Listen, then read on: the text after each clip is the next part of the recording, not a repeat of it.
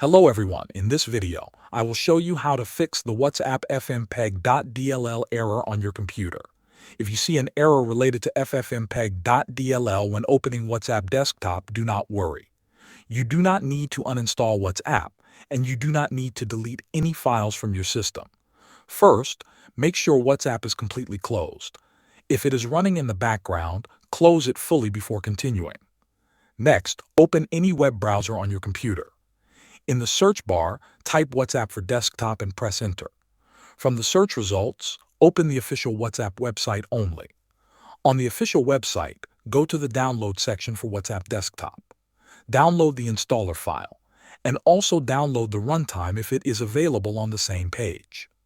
After the download is complete, open your downloads folder.